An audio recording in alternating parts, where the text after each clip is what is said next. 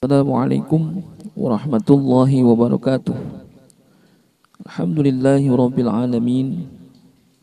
Wassalatu wassalamu ala asyrafil anbiya'i wal mursalin wa ala alihi wa sahbihi ajma'in. Amma ba'du. Ma'asyiral muslimin wal muslimat rahimakumullah. Tidak sedikit orang yang bingung boleh atau tidaknya memotong kuku dan rambut bagi orang yang ingin berkurban. Namun bukan kali ini saja, bahkan ulama terdahulu sudah mendiskusikan ini. Ternyata ada dua pendapat ulama tentang hukum memotong kuku dan rambut bagi orang yang akan melaksanakan kurban di bulan Dzulhijjah. Berawal dari satu hadis ya. Perbedaan ini berawal dari pendapat ulama memahami hadis riwayat Ummu Salamah yang termaktub dalam banyak kitab hadis. Ia pernah mendengar Rasulullah SAW bersabda, "Idza dakhala al-'ashru min Dzulhijjah wa arada ahadukum ay yudhi fala yamassa min sya'rihi wala basharihi syai'an hatta yudhi." Jadi apabila 10 hari pertama bulan Dzulhijjah telah masuk dan seorang di antara kamu hendak berkurban, maka janganlah menyentuh rambut dan kulit sedikit pun sampai selesai berkurban. Hadis riwayat Ibnu Majah, Imam Ahmad dan yang lainnya. Dari hadis ini muncul dua pendapat ulama. Pendapat pertama memahami hadis ini dengan mengatakan bahwa Nabi SAW melarang orang yang berkurban memotong kuku dan rambutnya. Sementara pendapat kedua mengatakan yang dilarang itu bukan memotong kuku dan rambut orang yang berkurban atau mudhahi, tetapi hewan kurbannya, yakni mudhaha. Pendapat pertama dari hadis ini, orang yang ingin berkurban dilarang memotong kuku dan rambut oleh Nabi SAW sejak awal bulan Dzulhijjah hingga ia setelah selesai berkurban.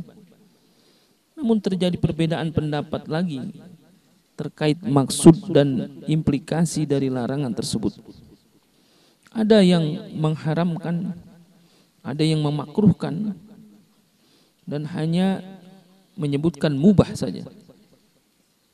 Seorang ulama ahli hadis yang bermadhab Hanafi, Mulla Ali Al-Qari rahimahullah, dalam kitab Mirqatul Mafatih menyimpulkan, al-hasilu annal mas'alata khilafiyatun fal mustahabbu liman qasada ayyudahi inda Malikin wa Syafi'i alla yahluka sya'rahu wa la yaqlima zafrahu hatta yudhahi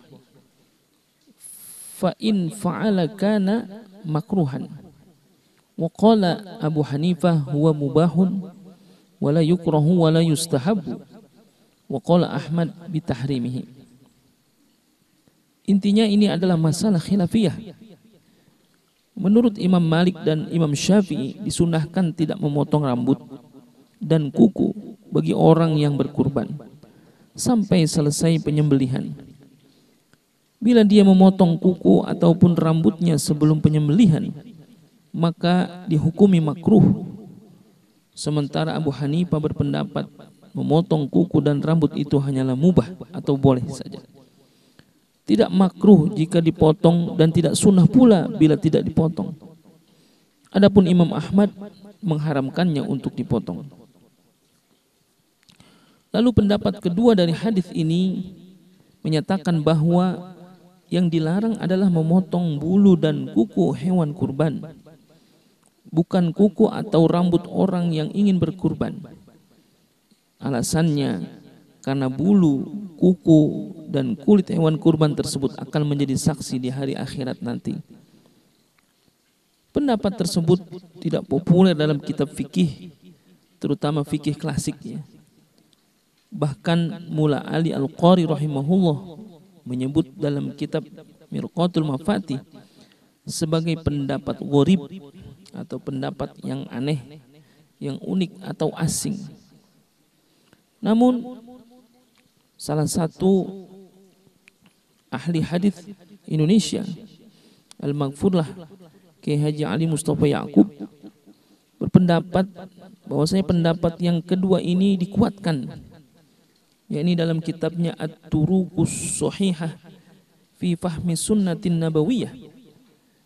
Kiai Ali Mustafa Ya'qub mengatakan memahami hadis Ummu Salamah ini perlu dikomparasikan dengan riwayat Aisyah yang berbunyi ma amila adamiyun min amali yaumin nahar ahabbu ilallah min ihraqid dami innahu la ya'ti yaumal qiyamati bikuruniha wa ash'ariha wa azlafiha wa inna ad-dama la yaqa'u minallahi bimakanin qabla an yaqa'a minal ardi fatibu biha nafsan.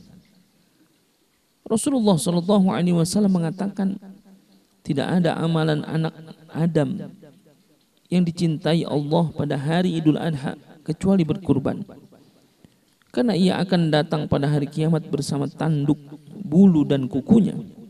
Saking cepatnya pahala kurban sudah sampai kepada Allah sebelum darah hewan sembelihan jatuh ke tanah. Maka hiasilah diri kalian dengan berkurban. Hadis riwayat Ibnu Majah. Dan juga hadis riwayat Imam At-Tirmidzi menyebutkan li sahibiha bikulli sya'ratin hasanatun. Bagi orang yang berkurban, setiap helai rambut atau bulu hewan kurban adalah kebaikan. Berdasarkan pertimbangan dua hadis ini, Kiai Haji Ali Mustafa Ya'qub menyimpulkan bahwa yang dilarang Nabi itu bukan memotong rambut dan kuku orang yang berkurban, tetapi hewan kurban. Karena rambut dan kuku hewan itulah yang nanti menjadi saksi di akhirat kelak. Kedua pendapat ini merupakan upaya masing-masing ulama dalam memahami dalil. Yang perlu ditegaskan di sini adalah bahwa konteks hadis ini tertuju bagi orang yang berkurban saja, bukan untuk semua orang. Bagi orang yang tidak berkurban, tidak masalah jika ia akan memangkas rambut atau memotong kukunya. Mudah-mudahan bagi orang-orang yang diluaskan rezeki oleh Allah Subhanahu wa taala bisa berkurban di tahun ini, dan mudah-mudahan kurban-kurban kita diterima oleh Allah Subhanahu wa taala. Wallahul muwafiq ila aqwamit thariq.